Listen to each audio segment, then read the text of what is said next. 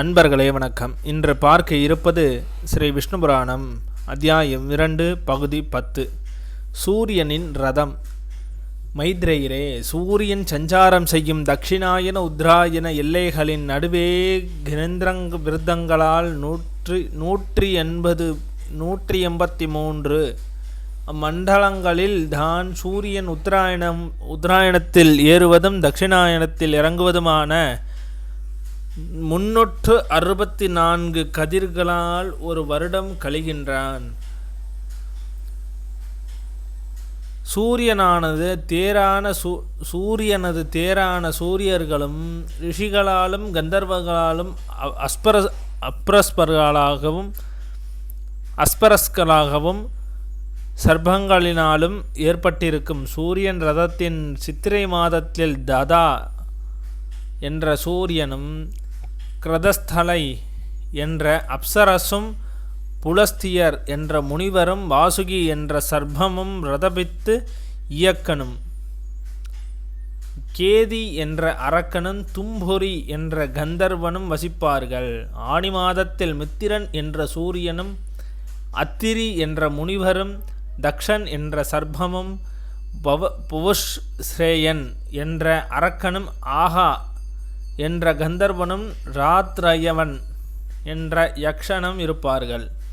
ஆடி மாதத்தில் வருணன் என்ற சூரியனும் வசிஷ்டர் என்ற முனிவரும் ஜகாநிதை என்ற அப்சரசும் குகு என்ற கந்தர்வனும் நாகம் என்ற சர்ப்பமும் ரதன் என்ற ராட்சதனும் சித்திரன் என்ற யக்ஷனும் வசிப்பார்கள்.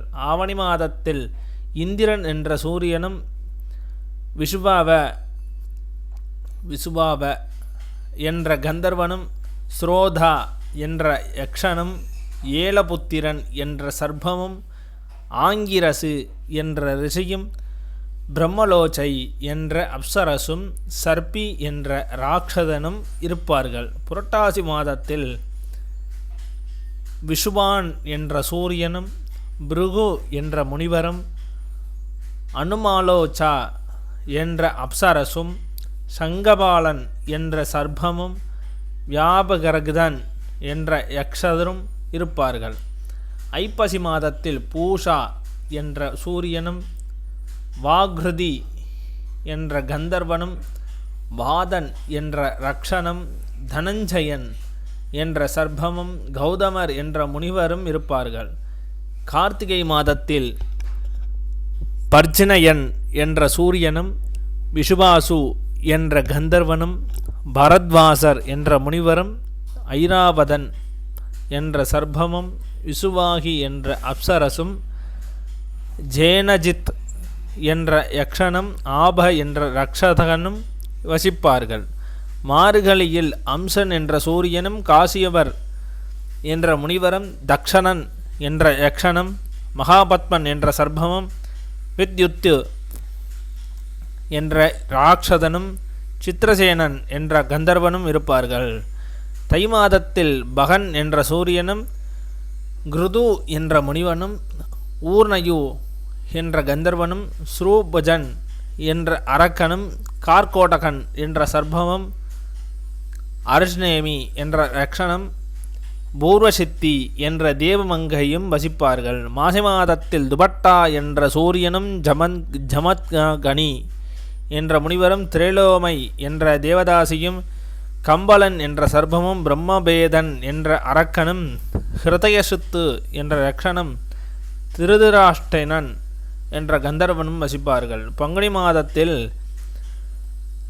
விஷ்ணு என்ற சூரியனும் விஸ்வாமித்ரர் என்ற முனிவரும் ரம்பை என்ற தேவமங்கையும் சூரியவாட்சு என்ற கந்தர்வனும் சத்யசித்து என்ற ரக்ஷனும் அசுவரதன் என்ற சர்ப்பமும் யக்ஞோபதன் என்ற அரக்கனும் வாசம் செய்வார். மைத்ரேயரே, ஒவ்வொரு மாதமும் அந்தந்த மாதத்திற்குரியவர்கள் ஸ்ரீ விஷ்ணுவின் சக்தியால் வியாபிக்கப்பட்டு சூரிய ரதத்தில் ஏறி இருந்து உலகை ஒளிரச் செய்கின்றனர்.